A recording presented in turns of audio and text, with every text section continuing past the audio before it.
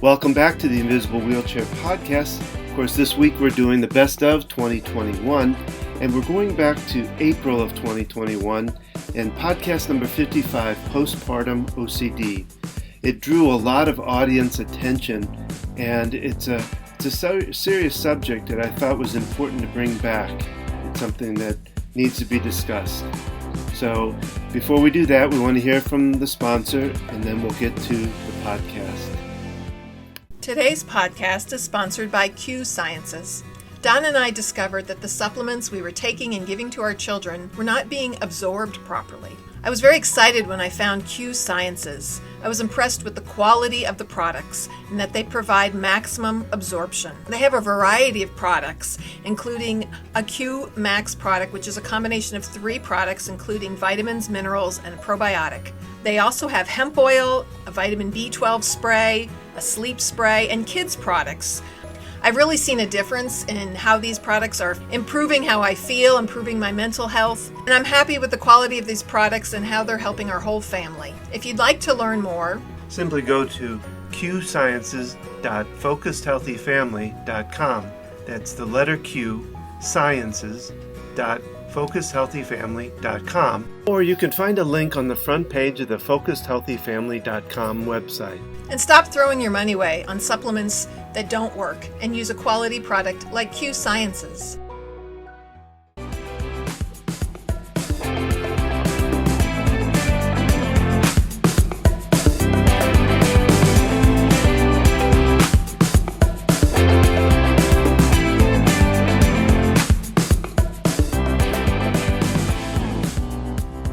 This podcast was recorded April 9th, 2021. This is podcast number 55, Postpartum OCD.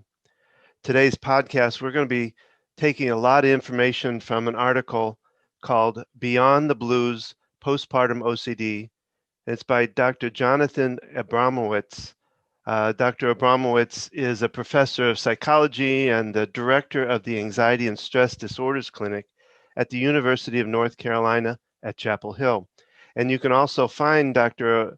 Abrahamowitz on an interview in my archive section of the Invisible Wheelchair Podcast. So today is a special day for me because today I'm introducing my co-contributor to the Invisible Wheelchair Podcast. And she's also my partner in my practice, Focused Healthy Family. And of course, she's my favorite person in the whole wide world. It is my wife. Welcome, Gina. It's wonderful to be here.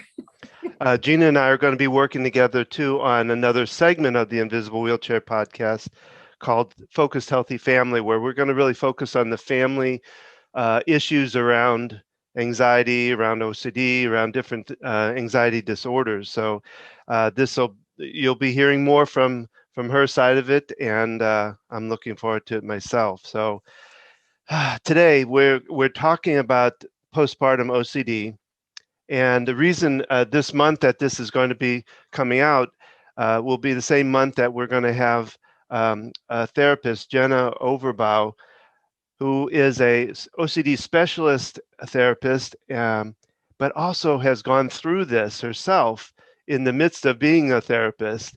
And so I've got her on the stories from the OCD side telling her story, and then you're going to see her interview this month where she talks about what she does in her practice.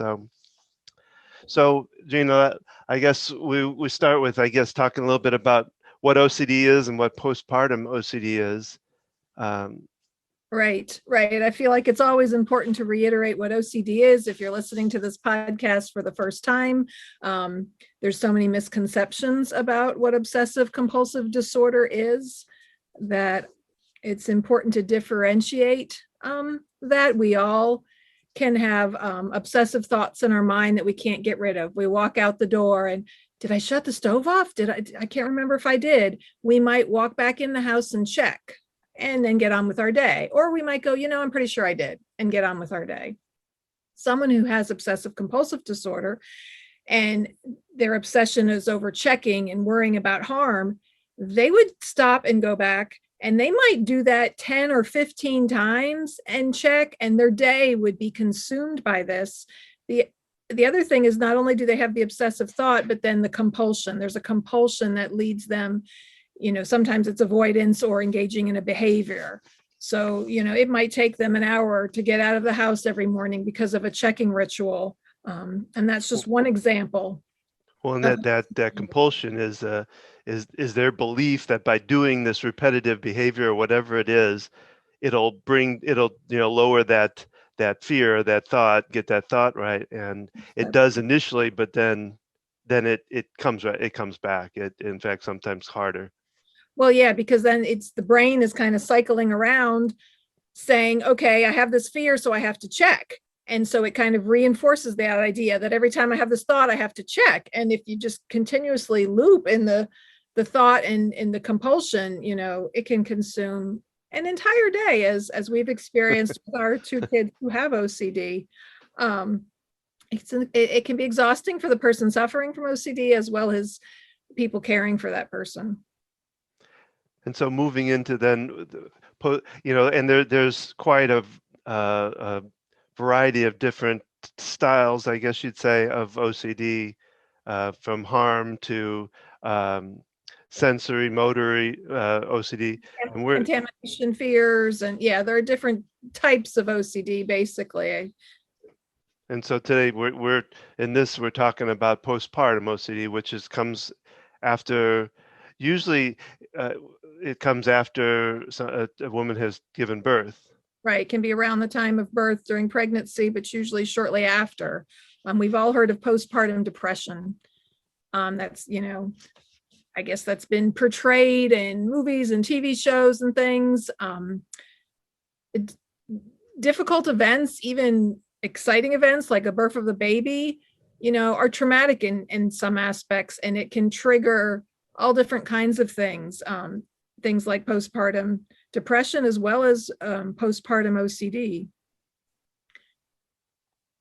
And then there's the things that we see in the news media of postpartum psychosis, which we want to differentiate today, that's not the same as postpartum OCD. You've heard stories in the news of a mother drowning her newborn baby, and that's a psychosis. That's, your delusion and hallucinations are merged in with reality in your mind, and you can't tell the difference. And that's a very different thing. And we're going to talk more about what postpartum OCD is. Well, and I believe it sounds to me like, and I don't know if you know this, but like it's really more involved with the first child, because one of the things they talk about, trying to figure out the causes of it, they talk about it's that it could be the idea of rapid change in responsibility, and a lot of times that comes in on pretty heavy with the first child. But it can happen at any time. People who have postpartum depression, I know, it doesn't always have to be the first baby, because introducing a new child is quite an experience each and every time. And there's changes going on in your body and hormones and things that can trigger, I believe a lot of these things are genetic tendencies. I suffer from depression myself, and it can be triggered by different life events, just like OCD can. And so I would think that it could happen with any pregnancy. Well, and if you think about the third child, like that's a pretty big change itself, because you're going from one parent equal to each, one parent to one child, versus now you got a third one. That changes the dynamic, and it's a whole new ball game in a way. Yeah, lots of parents have told me that going from 2 to 3 is much harder than 3 to 4. Yeah. We didn't go down that path, so we can't speak on that, but that's right. But yeah, so and the other thing about it is that you may think about this because it's around birth, that it only affects women, but in reality, they really have found that it affects fathers too. I don't know that I could say that I went through that, but I do know that I had some really, some strange thoughts, not good thoughts. I remember. To back up a minute, Don.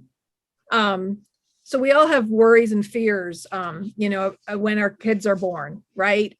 am I going to do something wrong? Am I going to hurt the child? Are they going to die in their sleep? The fear of SIDS. A lot of us may have these fears and experiences, and that's normal.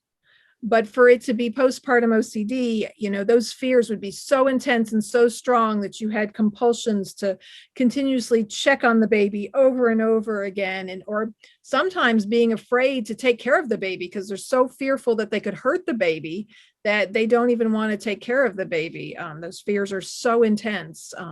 And so, I mean, just like general OCD, we all have thoughts and fears and worries, but when they're taken to this extreme level and we have the compulsions, that's when it's the disorder. Well, some of the symptoms and compulsions I read about is like even avoiding feeding them because of fear of poisoning them, avoiding TV or news articles about abuse with children, and then they also talked about mentally going over the whole day to make sure that there was no point that you possibly could have harmed them or done something irresponsible to them. So it goes really pretty deep beyond even just the idea of harm, but just the looking at articles about it that can consuming a large quantity of your time. But to speak to the general fears that parents have, I think you were going to tell the story of when our oldest child was a baby, I guess. You used to have I mean, as a father, all of a sudden that responsibility becomes financial. It becomes you're supposedly, or now is the head of the family or whatever, and so in your mind anyway. And so you have these fears of, oh my gosh, am I going to be able to keep up that responsibility? But yeah, I had these really bad dreams, and they were reoccurring as far as I'd have them frequently throughout the time. And one of them especially sticks out in my mind is our child, the baby was up on top of this sand dune kind of thing, and there was a bulldozer heading towards him on the top of the sand dune, and I was at the bottom, and I'm screaming for, not that would have done any good, because he was a baby just laying up there, but I was trying to climb up, and every step I would take, I'd slide back a little bit, and I couldn't get the grip and couldn't get up there, and I'd wake up in kind of a cold sweat and almost like panting, like, oh my God, that, is he? And I'd have this desire to go check, make sure, I remember when, he's 23 years old now, but I remember, you telling me having these dreams, that they happened a number of times. And when you have dreams like that, it's very scary, and you wake up and it feels very real, right? When we have and I think that's part of what OCD, these thoughts feel very real, and the fear feels real. And then it's, something terrible could happen to my baby, so I have to make sure, that they're safe, and engaging in the compulsions to prevent them. In this article, Dr. Abrahamowitz talks a lot about some of the examples of the postpartum obsessions that can happen. And a lot of them relate to, your fear of that you could harm the baby, that I might drop the baby from a high place, that I could put the baby in the microwave oven or accidentally stab him. So some of these fears are irrational. Some of them are rational, but taken to an irrational level. And person with obsessive compulsive disorder is so afraid of doing these things that they have compulsive behaviors to prevent themselves from doing that or avoiding. And that's where the big difference is between postpartum psychosis and postpartum OCD is. When you're psychotic, you don't know what reality is. Someone with obsessive compulsive disorder, they know their fears are irrational or they don't make sense. And even they understand that the compulsions don't, but they cannot stop themselves from engaging in them.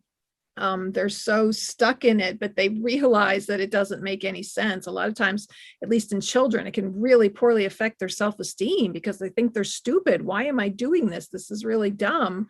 But yet my brain, has got caught in this loop of just worrying over and over. Our youngest has been flaring up with OCD lately, and she's just repeating the same things over again. I'm so afraid I'm dirty. I'm so afraid I got that on me. And then if I got that on me, everything else is dirty. And she'll describe what's going through her mind. She's 12, and it's like, wow, to be stuck in that loop of fears, how intense it is. And so back to the difference, between the psychosis and OCD. With OCD, we're aware, people with OCD are very rarely, and Dr. Abrahamowitz says, you can't never say with 100% certainty, but he says 99% of the time, they're not actually going to hurt their child if it's postpartum OCD. They're so worried about hurting them. They're more likely to, not want to care for them, have somebody else care for the baby because they're so afraid of doing that behavior. But again, it's not a rational fear, or the fear is taken to an irrational level, versus psychosis. They're totally out of reality. And so those are the times when you hear about someone hurting their child, is usually it involves psychosis. Well, and talks about there in the article too, that they avoid doing something, and then in their mind they say, oh, I avoided a catastrophe. And so they think they did good in doing it, which just really builds the compulsion. And then that just builds on itself and gets worse and worse. I know the therapist, Jenna, that I interviewed, she couldn't put socks on her baby because she was afraid she was going to break the legs of the baby. So her husband, a lot of times her husband had to dress the baby. And what was interesting, and you'd hear it in the interview, she talks about her husband is an OCD therapist too, and he knew better, but he still did a lot, and played into her compulsions because he just wanted her, he cared about her and wanted to make her okay or whatever, So it was really interesting to hear that a therapist would have problems too, and they know better, but It's interesting that they're both OCD therapists, so they're both very aware of it. But it shows the power of OCD, how strong it comes on, And unfortunately, it's so misunderstood and so underdiagnosed. That's kind of why Don and I advocate in general for OCD and making parents aware, because I think they wrongly get diagnosed with other things sometimes. And it's just overlooked and misunderstood. And so the same thing, for mothers who've just had a baby, you think, oh, this is a wonderful time of the year. I know just the stigma of postpartum depression, just being able to acknowledge this is not your fault. This is nothing, you did. It's a condition and your brain is not functioning properly. And so with postpartum OCD, it's important to understand that this can happen. It's not, he gives the incidence of how often. It's like 1 to 3% is what they show, yeah. But and again, those are incidences they have on record as far as people that have been diagnosed. And so, there could be plenty of other people who think they're crazy. They think they're psychotic, but really, they don't understand that. They might be so fearful. They're actually, they see a news story on TV of a mother who did drown her children, and they're so fearful of doing that they convince, they think they're psychotic when they're not. I can only imagine going through this and not understanding OCD, not getting the right help.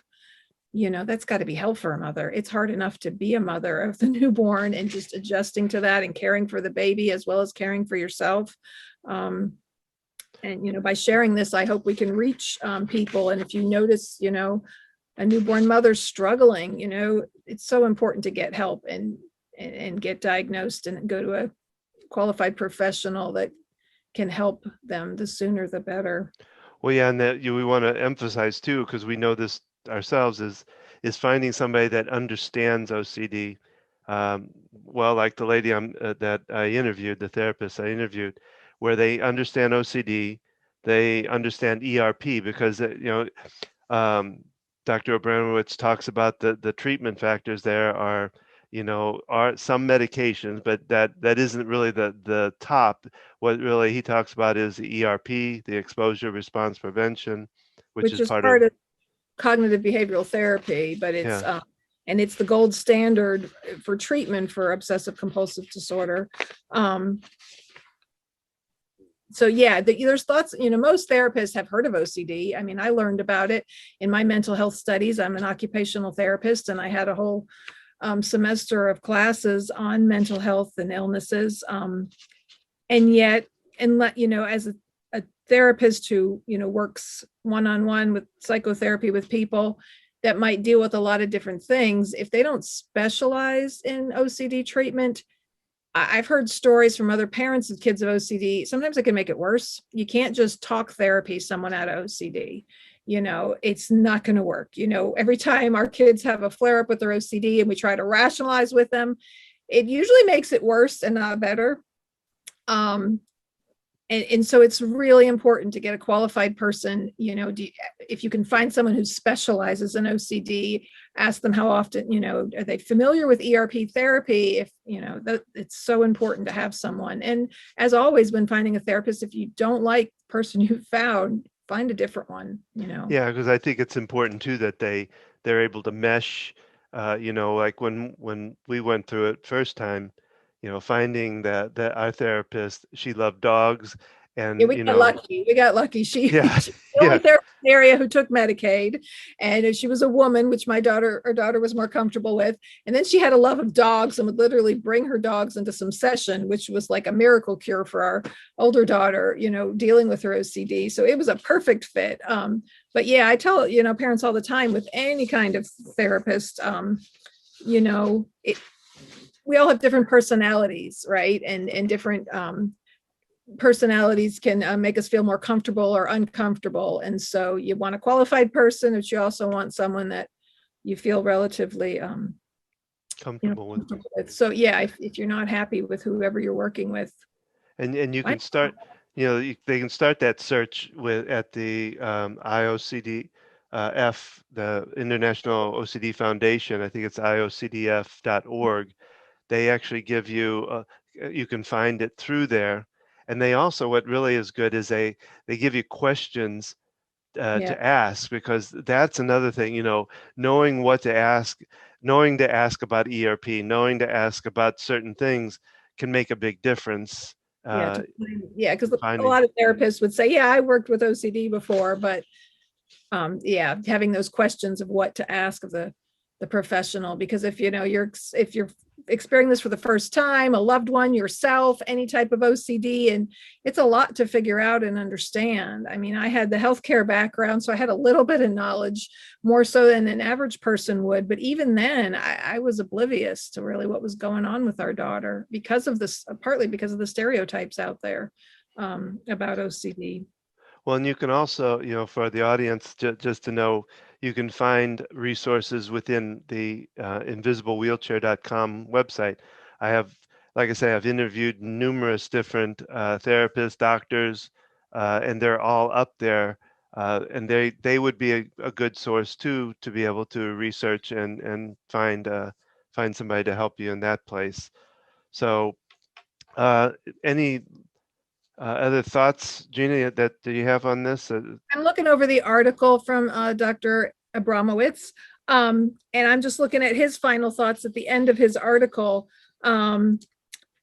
He's speaking to people who could be suffering silently with postpartum OCD, and he talks about if you're afraid of your thoughts, being so fearful of acting on them that you're avoiding situations, you're trying to avoid the thoughts. The chances of your obsessions, there's a good chance that you have postpartum OCD and not psychosis. If you're actively trying to avoid these fears that you have, that's a good sign. And your risk of actually acting on them is really very low, despite the real fear, the person is suffering with.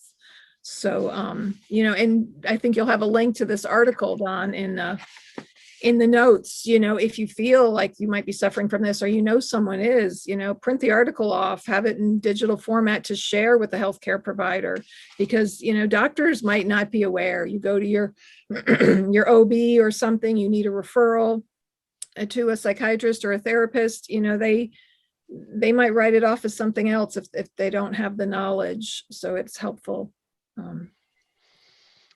All right. Well, I hope this has helped the audience out there to, like I said, if you know somebody, pass this along to them, because like I said, we know from our fact that when you get lost, the other part we like to talk about, and one of the reasons we're going to be going into the focused healthy family segment of this is that, the one person that suffers from it is not alone. The family is part of that too. They suffer along with you a lot of times from stress and anxiety that also could help to get therapy for the husband or the spouse, even the children, because it affects all of them, and that anxiety is strong. Yeah, it doesn't matter who's suffering from the OCD, whether it's mom, dad, or a child. It's going to affect the entire family in different ways, and it's important to get the help. Well, Gina, it was fun doing this first one together here, and I can't wait to do some more and have you do some on your own too. I'm very excited as well for us to do a lot more podcasts together. I have a whole lot of ideas from all the blogs and things that I've been writing. So this is great, and it's a great first start. Well, since you mentioned, why don't you mention the two blogs you do, or whatever, if you want to. I hadn't thought about that, but you do. And we can talk about those in another podcast too. But I write on child-led learning. My blog is childledlearning.wordpress.com, and it's all around my beliefs with parenting and learning with our children. And my other blog, it's called Gina's Life Journey. It's another WordPress blog. It's a collection of everything, the journey of my life, from my own issues with depression to dealing with my children suffering with OCD, parenting, a lot of attachment parenting, and thoughts in there, and family life struggles. It's just kind of a collection of all kinds of things. So yes, check out my blogs. For the journey we've been through together here. It's so. All right. Well, that wraps it up for this one. And like I said, I hope this has helped you all. And if we can be of any assistance, please let us know. So take care. It's great to be here. Bye-bye. This concludes this podcast. We really would appreciate your comments. Simply leave a comment at www.invisiblewheelchair.com. There, you're able to submit a comment that will help us determine future podcasts. If you or someone you know would like to be a guest on the podcast, please email Don at invisiblewheelchair.com. Remember, there is a corresponding tapping recording for each of the podcasts, with the exception of the interview podcast. You can find these tapping recordings and archive past podcasts at www.invisiblewheelchair.com. Finally, there is relief for OCD, and we at FamilyOCD.com and FocusedHealthyFamily.com can help you find that relief. Again, you can contact us through those sites, FamilyOCD.com or FocusedHealthyFamily.com. You can also find us on Facebook at Invisible Wheelchair Podcast. You can find us on Twitter at InvisibleWheel1, that's the number 1, or at FamilyOCD. So thank you for listening. Keep tapping and transcending your life to new heights.